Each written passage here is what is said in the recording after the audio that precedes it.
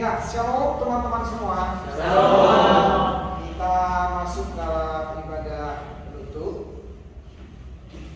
Karena itu, mari kita siapkan Alkitab kita.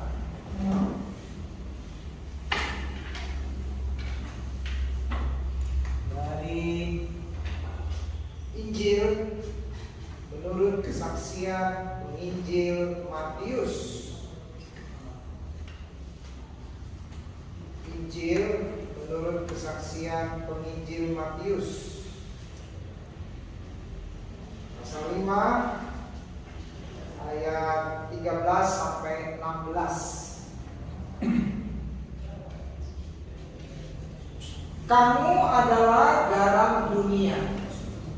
Jika garam itu menjadi tawar, dengan apakah ia diasinkan? Tidak ada lagi gunanya selain dibuang dan diinjak orang. Kamu adalah terang dunia. Kota yang terletak di atas gunung tidak mungkin tersembunyi. Lagi pula, orang tidak menyalakan pelita lalu meletakkannya di bawah gantang, melainkan di atas kaki dia, sehingga menerangi semua orang di dalam rumah itu. Demikianlah hendaknya terangmu bercahaya di depan orang, supaya mereka melihat perbuatanmu yang baik dan memuliakan Bapamu yang di sorga. Demikianlah saudara-saudara kesaksian Alkitab kita. Berbahagialah kita yang mendengarkan firman Allah ini dan yang melakukan atau memeliharanya. Ya, tema kita di ibadah penutup ini adalah hidup yang berdampak. Teman-teman, di dunia ini seringkali seseorang itu mendapat nama julukan, atau kalau orang Inggris bilang nickname, nama julukan. Coba teman-teman ingat nama julukan Presiden Soekarno. Bapak Proklamator Indonesia. Nama julukannya Presiden Soeharto. The Smiling General. Jenderal yang suka tersenyum. Nama julukannya Roma Irama. Raja. Nama julukannya Inul Daratista. Itu Elvis Presley. Ratu goyang ngebor. Nama julukannya petinju Muhammad Ali. Si mulut besar. Nah, petinju Indonesia yang juga hebat, nama julukannya namanya Chris John, The Dragon, ya, sang naga. Ya, nah, tapi tahukah saudara, nama julukan saudara dan saya, nama julukan saudara dan saya sebagai orang-orang Kristen. Dan nama julukan ini bukan saya yang pilih, bukan saudara yang pilih, tapi Tuhan Yesus yang memilihnya. Tahu apa? Bacaan kita tadi jelas. Apa itu? Ya, garam dan terang dunia. Itulah nama julukan saudara dan saya. Dan itu bukan saudara yang pilih, bukan saya yang pilih, Tuhan Yesus yang memilihnya untuk kita. Nah, Saudara-saudara, apa yang mau ditonjolkan oleh Tuhan Yesus dengan nama julukan ini? Tentu saja adalah kegunaannya, manfaatnya, faedahnya, dampaknya bagi sekitar kita. Itu yang mau ditekankan. Oleh karena itu, yang diprihatinkan oleh Tuhan Yesus tentang orang-orang Kristen dari segala abad, dari segala zaman adalah apakah orang Kristen, kalau saat ini saudara dan saya, apakah hidup kita sudah berfaedah tidak? Apakah hidup kita sudah berdampak tidak? Berfaedah, membawa dampak, menjadi berkat bagi sekitar kita. Orang Kristen yang tidak mampu menjadi berkat bagi sesamanya, oleh Tuhan Yesus digambarkan bagaikan garam yang sudah tidak asin lagi. Kata Tuhan Yesus tadi, kamu adalah garam dunia. Jika garam itu menjadi tawar, dengan apakah ia diasinkan? Tidak ada lagi gunanya selain dibuang dan diinjak-injak orang. Jadi ketika orang Kristen hidupnya tidak berdampak, tidak menjadi berkat, tinggal dibuang oleh Tuhan. Demikian juga yang diperhatikan oleh Tuhan Yesus ketika pelita itu diletakkan di bawah gantang. Gantang ini adalah ukuran volume. Zaman dulu ya, ukuran volume mengukur beras, kacang, apalagi ya, biji-bijian. Nah, diletakkan di bawah gantang. Apa gunanya? Dia akan tertutup. Padahal mestinya pelita itu diletakkan di atas kaki dia untuk menerangi sekelilingnya. Jadi, bagi Tuhan Yesus, yang paling penting dari kehidupan seorang Kristen ialah apakah kita ini berguna tidak, berdampak tidak, bermanfaat tidak, menjadi berkat tidak bagi sekeliling kita. Jangan cepat-cepat mengatakan lalu menepuk dada, saya ini garam dunia. Coba tanya dulu pada diri kita sendiri, apakah kita ini masih garam yang asin dan mengasini? Jangan-jangan kita sudah tidak asin.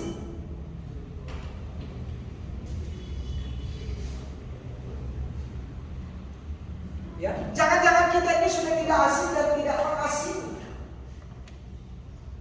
Jangan cepat-cepat kita mengatakan saya ini terang dunia. Tanyalah pada diri sendiri, apakah saya ini terang yang sudah menerangi tidak?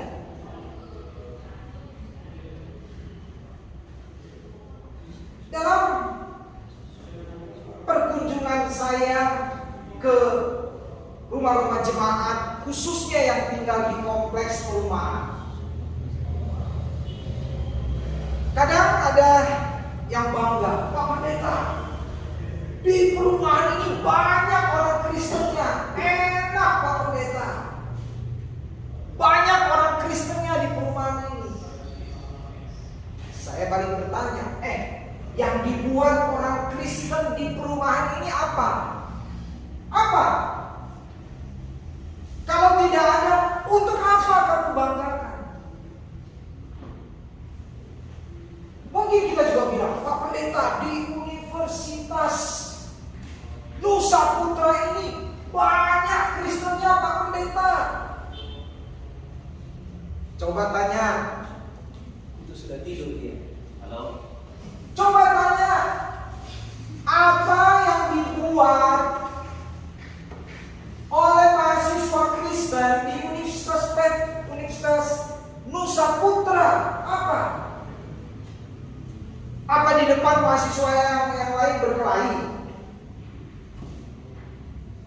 Katanya saya dengar ada yang berkelahi. Orang Kristen lah. Kita nggak tahu. Apa? Atau kita mungkin nanti saya kalau bekerja cari di lingkungan banyak orang Kristennya. Oke, boleh. Tapi coba tanya, apa yang sudah dibuat karyawan Kristen itu di perusahaan ini? Kalau hanya sekedar bangga, tapi nggak ada dampaknya, malah tidak memberi contoh untuk apa?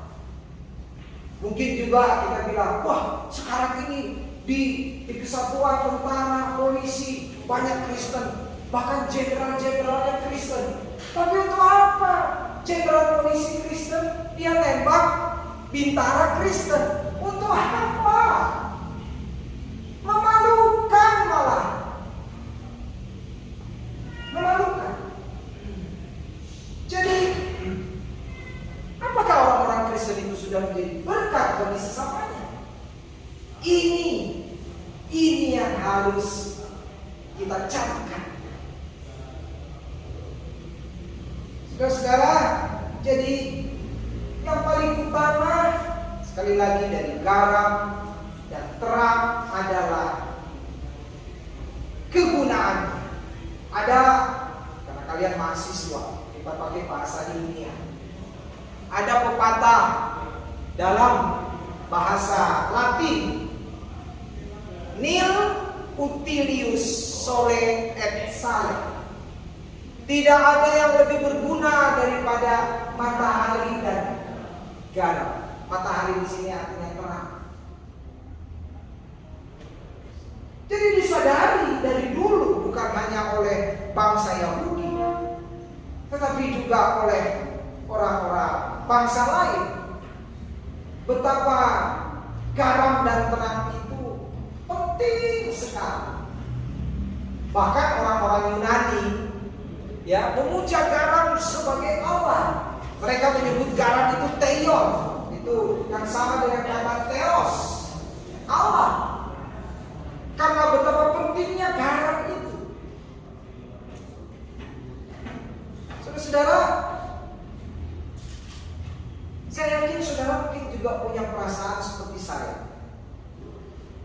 Terkadang kita sebagai orang Kristen tidak habis mengerti kenapa di negara yang katanya Pancasila sebagai dasar ideologi negara, di mana semua umat beragama menurut Undang-Undang Dasar mempunyai hak yang sama untuk beribadah di mana saja, kok bangun gereja ya susah ya.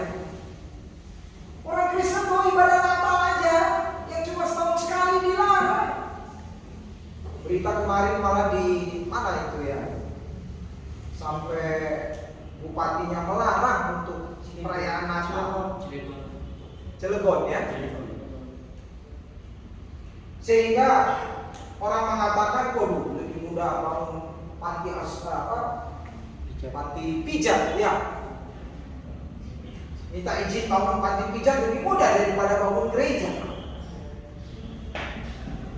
Tapi coba kita lihat dari sisi yang lain. Kalau sesuatu itu bermanfaat, kalau sesuatu itu membawa dampak yang baik, masakan orang menolaknya? Kalau gereja membawa dampak, masakan orang menolaknya? Jangan-jangan karena gereja belum membawa dampak yang baik. Jangan-jangan karena kehadiran gereja di situ tidak membawa apa-apa. Jadi orang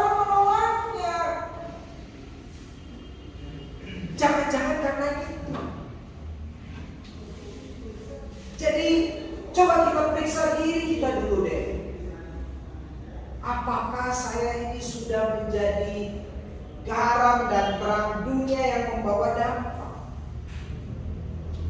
Teman-teman, pernah nggak kita berpikir apa sih yang membuat pada abad-abad pertama kekristenan muncul, orang itu tertarik menjadi pengikut Kristus? Mereka kan penyembah dewa-dewa kan, dewa Zeus, dewa, wah segala macam. Orang Yunani itu kan dewanya luar biasa banyak. Apa sih yang membuat mereka tertarik menjadi pengikut Kristus, meninggalkan penyembahan kepada dewa? Apa karena Rasul Petrus hebat, Rasul Yohanes, Rasul Yakobus, Rasul Andreas hebat? Nggak ada apa-apanya. Yang hebat itu Plato, Socrates, Aristoteles, Julius Caesar. Itu jauh lebih hebat daripada Petrus, Yohanes, Andreas. Lalu kenapa mereka tertarik? Mereka tertarik karena apa?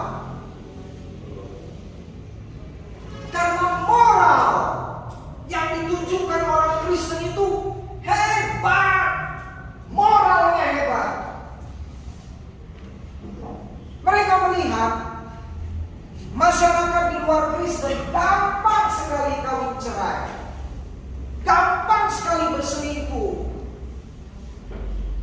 Tapi mereka melihat keluarga Kristen, suami istri, bisa hidup dengan satu istri, dengan satu suami, setia sampai mati. Hidup keluarga saling mengasihi. Wow, orangnya orang Kristen top. Itu yang membuat mereka tertarik, moral. Orang Kristen top. Di tengah orang-orang waktu itu, ya, yang hidupnya di mana moralitas individualistis sangat tinggi, mereka melihat, wih, orang-orang Kristen ya, hidup saling mengasihi.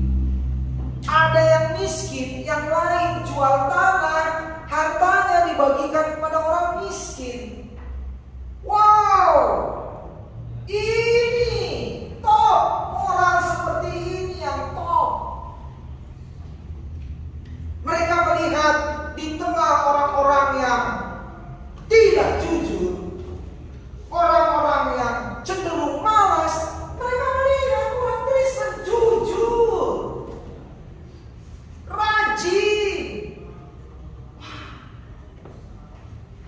Mereka melihat moral dan teladan orang Kristen lebih daripada orang-orang lain.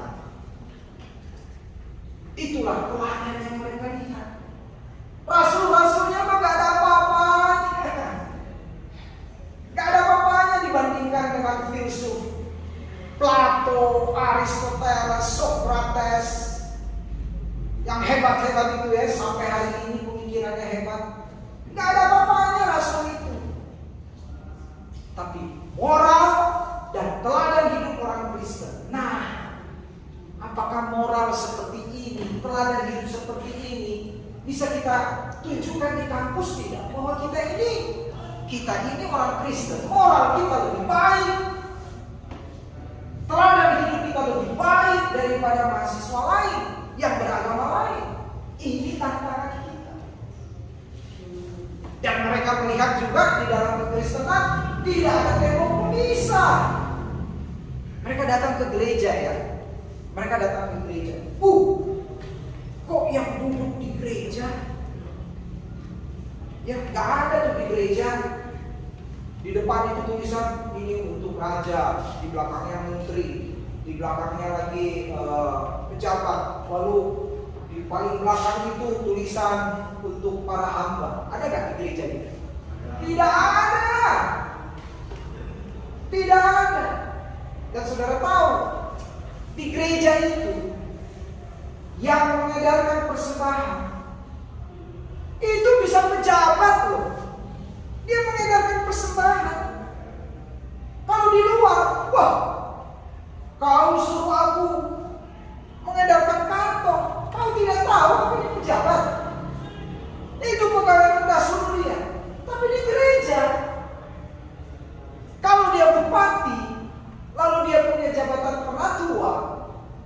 si tua tugasnya mengedarkan persembahan, dia harus edarkan. Nggak ada tuh bupati bilang, wah kau suruh aku bupati mengedarkan persembahan. Nggak ada. Mereka juga lihat ketika duduk di meja perjamuan, ya, duduk di meja perjamuan, orang semua makan roti dan anggur yang sama. Kalau di luar, nggak bisa. Raja, pejabat, anggurnya harus yang top. Kau hamba, anggurmu harus yang paling rendah. Nggak ada di gereja, sama semua. Roti anggurnya sama. Wow, di gereja tidak ada tembok pemisah. Ini kualitas hidup yang amat dihargai. Ini yang membuat orang-orang pada waktu itu menjadi pengikut Kristus. Nah, tahukah saudara, mengapa sekarang ini makin sulit orang menjadi pengikut Kristus? Makin sulit orang menjadi pengikut Kristus. Apa? Ya, karena mereka lihat kalian ini sama saja dengan kami.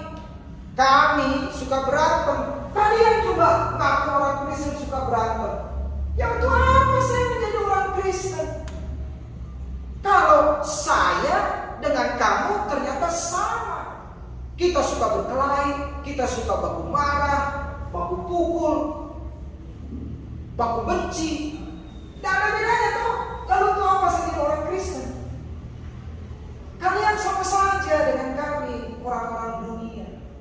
Itu ya, jadi saudara bisa lihat mengapa orang dulu tertarik jadi pemeluk atau pengikut Kristus, karena moralitas, teladan hidup. Dan mengapa sekarang orang makin susah, karena mereka lihat moralitas dan teladan hidup orang Kristen kalau orang bilang sami mawon, sama saja dengan kami orang-orang dunia. Untuk apa kami jadi orang Kristen? Ya, ini salah besar jika ada yang mengatakan, tapi kan Pak Pendeta, gereja kan mesti hidup di dunia. Jadi gereja, tidak apa-apa dong sama dengan dunia. Salah besar, salah besar. Di dunia sana mabuk-mabukan itu juga nggak apa-apa toh, mabuk-mabukan. Salah besar. Memang gereja masih hidup di dunia. Gereja harus terus bisa beradaptasi, tapi bukan harus sama dengan dunia. Gereja justru harus memperbarui dunia ini. Dan kita, orang-orang Kristen, bagian di dalamnya harus memperbarui. Gereja harus memperbarui. Nah, karena itulah garam, panggilan kita sebagai garam, kita ingat garam itu adalah murni. Kalau bagi orang Yunani, garam itu murni, kemurniannya itu 100%. Kenapa? Karena garam itu tercipta dari sinar matahari dan air laut. Pada waktu itu air laut belum polusi. Ya, sinar matahari murni, air laut murni, dari situlah dihasilkan garam. Artinya apa? Kalau bicara soal kemurnian, artinya mari kita sebagai orang Kristen jangan mau tercemar oleh perbuatan-perbuatan dunia. Jangan ikut-ikutan dunia. Ikutlah ajaran Kristus yang murni. Garam itu mencegah pembusukan. Ya, ikan Papua banyak ya, di Nias juga. Bagaimana supaya tidak cepat busuk? Ya, dikasih garam. Moralitas dunia ini makin lama makin membusuk. Ya, makin lama makin membusuk. Dan itu memang sesuai dengan apa yang dikatakan Tuhan Yesus. Tetapi orang Kristen jangan ikut-ikutan busuk. Justru orang Kristen harus bisa menghambat pembusukan itu. Harus bisa menghambat. Caranya, mari kita tunjukkan bahwa kita ini berbeda. Kita ini berbeda. Dan garam itu menyedarkan. Ini nggak usah saya jelaskan. Makanan kalau tanpa garam rasanya gimana ya? Hambar. Biar itu daging babi yang paling enak sekalipun, tapi kalau nggak ada garam,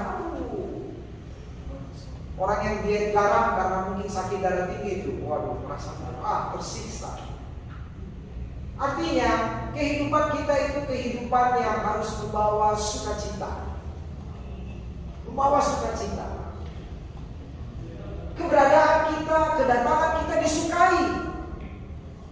Teman-teman kan tahu ada iklan, nggak ada lu, nggak rame, ya kan? Iklan apa itu? Jangan sampai orang lagi ngumpul nih ya, lagi ngumpul asik bicara, lalu kita datang, orang-orang yang ngumpul bilang, stop, ada orang Kristen, resek, datang, yuk kita bubar dulu, kan gak enak. Gara-gara kita datang, mereka jadi diam, mereka atau bahkan berpencar karena menghindari kita. Kan lebih bagus mereka kumpul, waduh gak enak nih, gak ada Andreas, gak enak nih. Artinya kehadiran kita itu sangat dibutuhkan, karena kehadiran kita itu menggembirakan. Itu yang jauh lebih baik, bukan kehadiran yang dihindari. Kehadiran kita itu harus yang menyenangkan.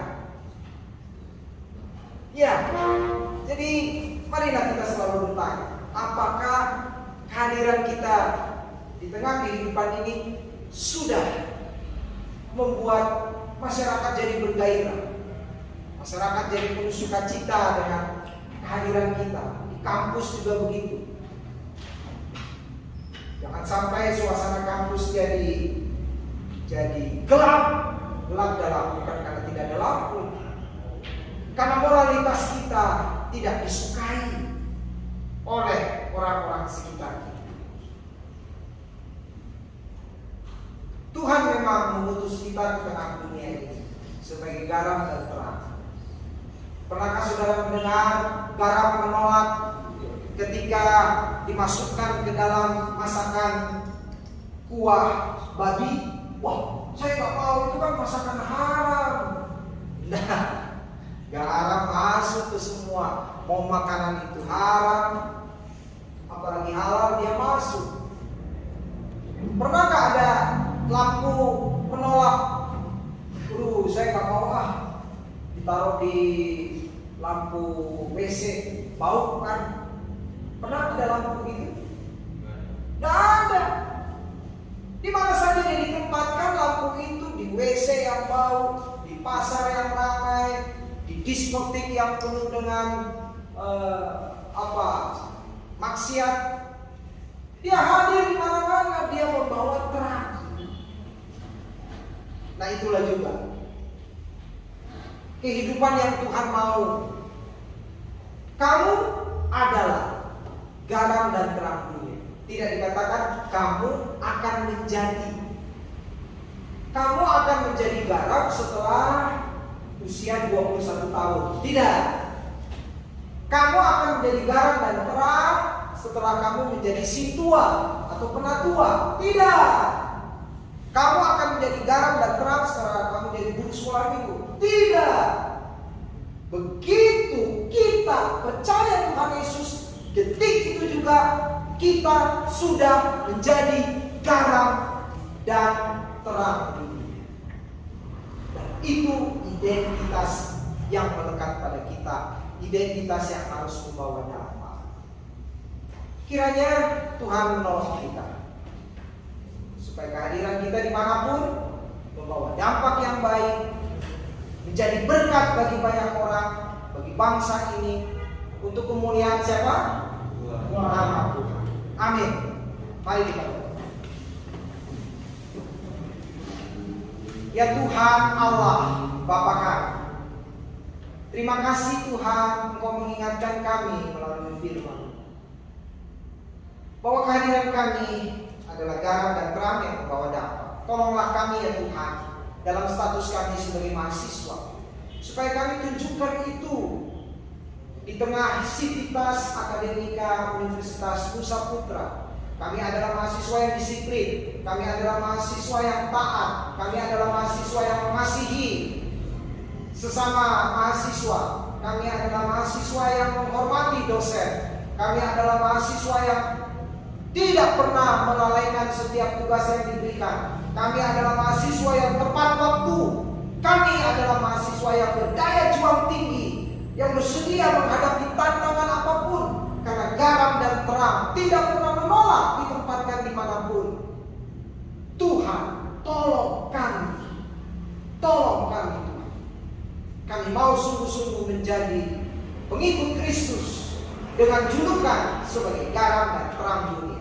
Berkati universitas kami, berkati pengurus yayasan, berkati para dosen, berkati karyawan di administrasi, tenaga keamanan dan semua, sehingga Sivitas Akademika Universitas Nusa Putra di dalamnya kami hidup damai, kami hidup dalam lingkungan belajar mengajar yang saling mendukung untuk keberhasilan kami semua. Terima kasih untuk pelatihan dari kemarin sampai dengan sore hari ini. Terima kasih untuk fasilitas yang diberikan oleh Sinode Gereja Kristen Indonesia Wilayah Jawa Barat, Sinode Gereja Kristus, dan juga Yayasan Berkat yang sudah memberikan kami bekal atau paling tidak inspirasi bagaimana mengembangkan usaha di kemudian hari. Bapak, kami mohon Tuhan selalu beserta dengan kami. Kami berdoa di dalam nama Tuhan Yesus Kristus. Amin. Kita menyanyi lagu penutup, lagu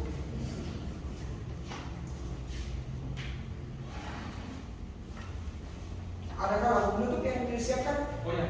Apa?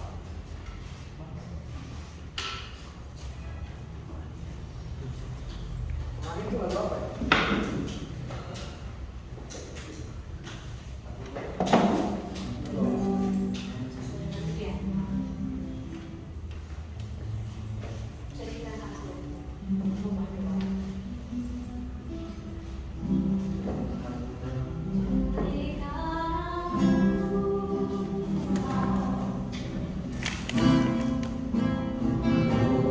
Aduh,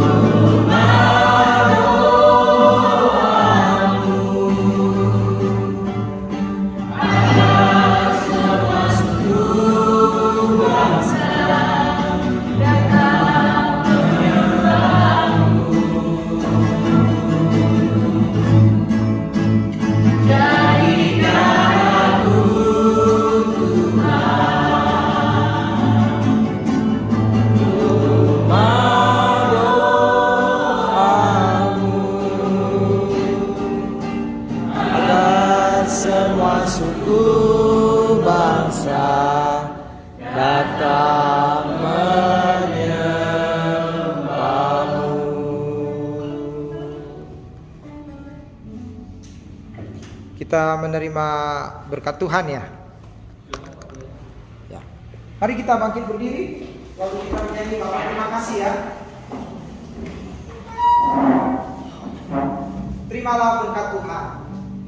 Kasih karunia dan damai sejahtera dari Allah Bapa kita, keselamatan di dalam Tuhan Yesus Kristus, dan penyertaan di dalam kuasa Allah Roh Kudus menyertai saudara-saudara jadi garam dan terang dunia yang membawa dampak bagi lingkungan saudara. Bapa terima kasih.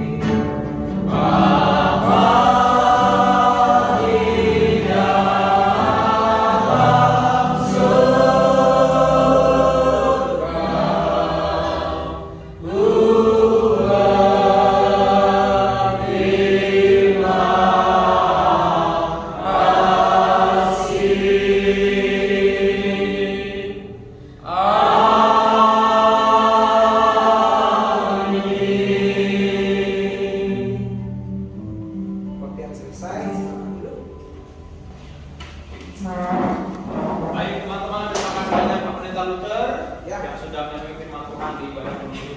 Akhirnya demikian acara kita mulai berakhir.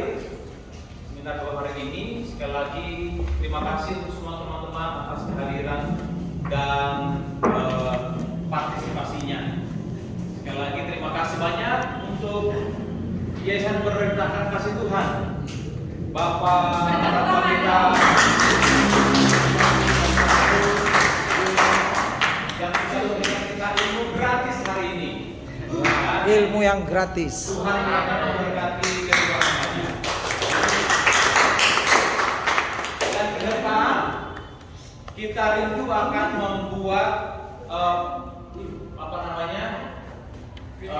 seperti ini lagi, kelas angkatan kedua. Nanti waktunya kapan kita masih doakan. Tapi diharapkan teman-teman boleh menyampaikan kepada bapak-bapak dari Yayasan Beritakan Kasih Tuhan menunya apa. Pengen Kalau hari ini kan menunya dari bapak-bapak. Tapi kalau nanti setelah ini kalian memikirkan satu hal dan lain hal, teman-teman bisa request.